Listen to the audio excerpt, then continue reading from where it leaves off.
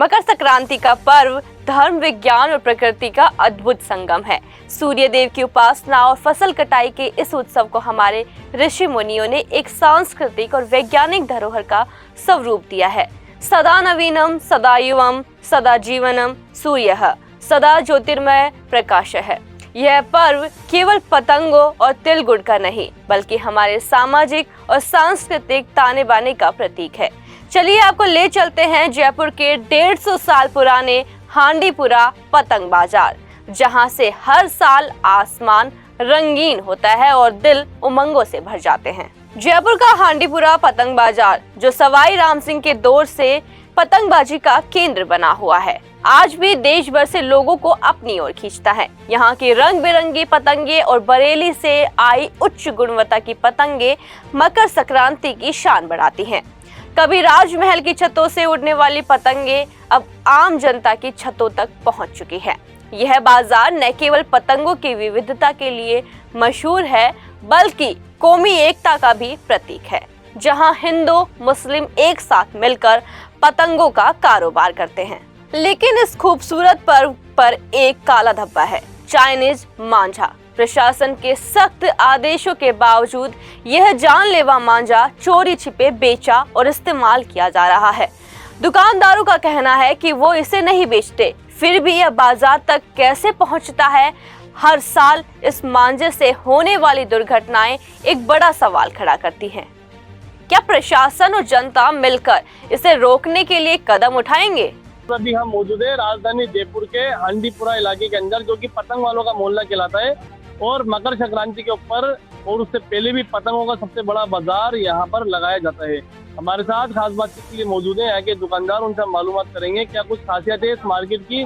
और सबसे बड़ी बात, जो चाइनीज मांझा है, चाइनीज मांझा जो सरकार ने भी बैन कर रखा है, लेकिन फिर भी वो कहीं ना कहीं से बिकता है और लोगों की जान को खतरा बन जाता है। मार्केट है हांडीपुरा और ज्यादातर खरीदारी यहीं से होती है, तो लगता तो ऐसा है कि इस मार्केट से ही कहीं ना कहीं से वो मांझा निकलता है। नहीं, कॉटन वगैरह का मांझा या फिर वो भी धागा वगैरह मिलता है यहाँ पर। या चाइनीज मांझा, प्लास्टिक का कोई आइटम नहीं मिलता ऐसा धागे वाला। जो चाइनीज मांझा बेच रहा है उसके लिए क्या कह रहे हैं? नहीं, चाइनीज मांझा बेच रहा है वो तो बहुत गलत, कोई बेचता नहीं है। बाकी हमारे निगम में कोई है ऐसा नॉलेज में है नहीं, लेकिन मांझा जो भी उड़ाता भी है ना, वो भी गलत है, वो भी बेकार है, नहीं उड़ाना चाहिए। अगर कोई बेचता है तो उस पर क्या कार्रवाई होनी चाहिए? उस पर सख्त कार्रवाई होनी चाहिए, बढ़िया कार्रवाई होनी चाहिए। सर आपका? मेरा नाम मोहम्मद शाहनवाज है। शाहनवाज भाई, ये बताओ, जो पतंग का मार्केट है ये जयपुर के अंदर है कि बहुत बड़ा मार्केट कहलाता है, पतंग वालों का मोहल्ला। मकर संक्रांति बहुत करीब है, आज 30 तारीख हो चुकी है, 14 तारीख की मकर संक्रांति है। और अभी से मकर संक्रांति का जो माहौल है वो चारों तरफ नजर आ रहा है, गिराकी भी हो रही है, दुकानें चारों तरफ सज चुकी है। क्या कुछ कहना चाहते हैं और क्या मैसेज देना चाहते हैं? पहले के मुकाबले और अब के मुकाबले क्या अंतर है मकर संक्रांति में और आपके व्यापार में? इस बार पतंग दौर बहुत महंगी है और क्या बोलते हैं, बरेली का माल अभी आ नहीं रहा, बहुत ज्यादा शॉर्ट पड़ रही है माल की। खास बात अपन ये करते हैं चाइनीज मांझा। चाइनीज मांझा जो गवर्नमेंट ने भी उसके ऊपर बैन कर रखा है, और वो चाइनीज मांझे से नुकसान भी है, पक्षियों को भी है तो लोगों को भी है। आप देखते हैं कि हर साल उस चाइनीज मांझे से कितने हादसे होते हैं, कोई किसी की गर्दन कट रही है तो कोई पक्षी गिर रहा है, मर जाता है। दूसरी चीज, फिर लोग कहते हैं कि वो चाइनीज मांझा बिकता नहीं है, तो फिर वो आता कहाँ से? देखो, अपन बिल्कुल चाइनीज पंजा रखते नहीं है। चाइनीज पंजा अपन बैन कर देंगे, अपनी दुकान पे नहीं मिलेगा। मार्केट में अपन सबको समझाते ही है चाइनीज पंजा नहीं बेचे, उससे पक्षी को भी नुकसान है, इंसानों को भी नुकसान है। पर चाइनीज पंजा अपन बिल्कुल नहीं बेचते। फिर ये मांझा कहाँ से आ रहा है, कहाँ बिकता है, कहाँ से निकल के आ रहा है? ये चीजें दुकानों से तो आता होगा कहीं से? दुकान से तो कोई भी नहीं, दुकान से तो पता नहीं, अपन रखते नहीं चाइना मंजा बिल्कुल भी। अपन तो मंजा रखते हैं रेशम के धागे पे बरेली से बनकर आता है। फिर अगर बिक नहीं रहा तो फिर वो आ कहाँ से रहा है? सर, ये चाइनीज मांझा आना ही नहीं चाहिए, क्योंकि कैसे एंट्री होता है, कहाँ से आ रहा है? तो फिर ये अगर आना नहीं चाहिए वो तो सभी कह रहे हैं, लेकिन कहाँ से आ रहा है? ये कौन से दुकानदार रख रहे हैं, कैसे बेच रहे हैं, लेकिन हम सबको मना करते हैं कि चाइनीज मांझा इस्तेमाल ही नहीं होना चाहिए, क्योंकि सबसे ज्यादा नुकसान है परिंदों को। परिंदे कट जाते हैं, गाड़ी चलाता है मोटरसाइकिल, इंसानों को प्रॉब्लम है, चलते चलते किसी गर्दन कट रही है, किसी की नाक कट रही है, बहुत ज्यादा परेशान है। तो हम तो टोटली ऐसे लोगों पे क्या कार्रवाई होनी चाहिए जो चाइनीज मांझा बेच रहा है? वो कार्रवाई होनी चाहिए, इस पे मीडिया की भी होनी चाहिए, इसको हाईलाइट करे, पुलिस की भी होनी चाहिए। पुलिस दुकानों पे जाए, उनका रेड मारे, चेक करे उनको। जब तक चेक नहीं करेंगे, जब तक कैसे डरेंगे? दुकानदार डरते ही नहीं भाई। हमारी दुकान है, एक तरह की नहीं मिलेगी, आप ओपन आके देखिए, पूरा चेक करिए, उसको फ्लाइंग लेके जाइए, चेक करो। अब ये चेक करते नहीं तो वो दुकानदार क्यों डरेंगे? कैसा है मार्केट, पहले कैसा था और अब में क्या फर्क है मार्केट के अंदर? मार्केट बढ़िया है, मार्केट में कोई फर्क नहीं है, बस थोड़ी सी महंगाई है।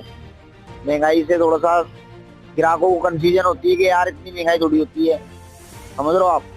जैसे आज हर चीज में रेटें बढ़ रही हैं, तो कागज में, कपान टड्डों में, हर चीज में पैसे बढ़े हैं आज, तो ग्राहक बहुत सारा सोचता है। बाकी ये है कि मार्केट सही है, मार्केट में कोई महंगाई को लेकर क्या दुकानदारी पे कोई फर्क पड़ रहा है कि पहले के मुकाबले? आप पहले के मुकाबले थोड़ा फर्क पड़ता ही है भाई साहब। ग्राहक जहाँ 100 पतंग लेता है वो 50 पतंग लेता है, शौक तो सबको ही करना है। अच्छा, चाइनीज मांझे के लिए आप क्या कहेंगे?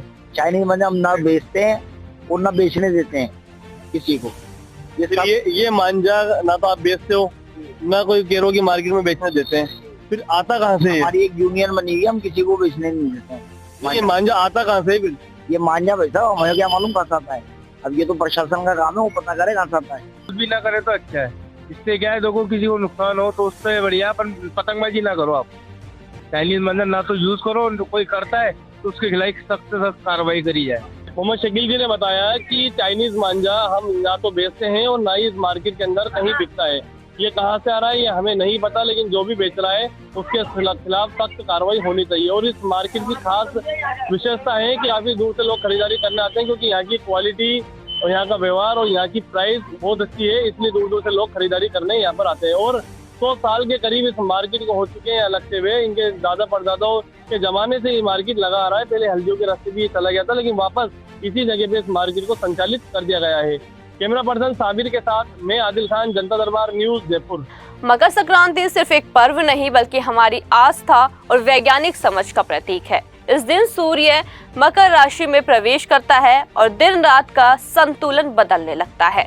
यह हमारे जीवन में उजाले और ऊर्जा का प्रतीक है। वहीं तिल गुड़ का सेवन न केवल सामाजिक मेलजोल बढ़ाता है बल्कि सर्दी के मौसम में हमारे शरीर को गर्म रखने में मदद करता है। यह पर्व हमें प्रकृति से जुड़ने और सामाजिक एकता का संदेश देता है। धार्मिक रूप से मकर संक्रांति का संबंध सूर्य देव से है। यह दिन शुभ माना जाता है जब भगवान सूर्य अपने पुत्र शनि देव से मिलने जाते हैं।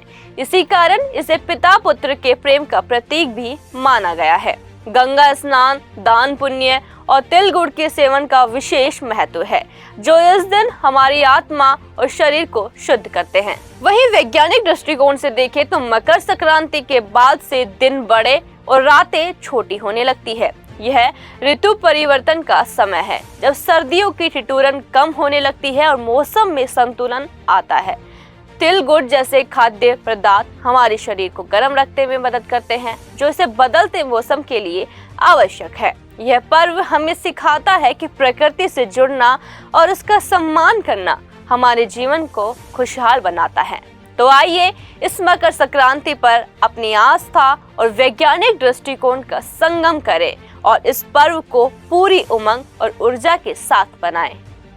पतंगबाजी का यह उत्सव जितना रंगीन और मजेदार होता है, उतना ही हमें इसके खतरों का भी ध्यान रखना चाहिए। चाइनीज मांझा जैसे जानलेवा धागे हर साल इंसानों और पक्षियों को गंभीर चोट पहुंचाते हैं। छतों से गिरने और बिजली की तारों में फंसने जैसी घटनाएं भी इस खुशी के मौके पर दुखद बना देती हैं। इसलिए जिम्मेदारी के साथ पतंग उड़ाएं, देशी मांझे का इस्तेमाल करें, दूसरों की सुरक्षा का भी ख्याल रखें। पतंगबाजी का असली मजा तभी है जब सब सुरक्षित रहें, लेकिन पतंगबाजी के मजे के साथ यह भी जरूरी है कि हम सुरक्षा का ध्यान रखें।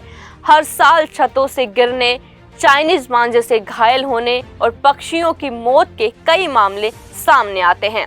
यह हमारी जिम्मेदारी है कि हम सुरक्षित और जिम्मेदार पतंगबाजी करें। मकर संक्रांति का यह पर्व सिर्फ आसमान को नहीं बल्कि हमारे दिलों को भी रंगीन बनाता है। जयपुर का हांडीपुरा बाजार इस पर्व की शान है, लेकिन हमें याद रखना होगा कि यह पर्व तभी पूरा होगा जब हम सुरक्षा और भाईचारे का संदेश फैलाएं।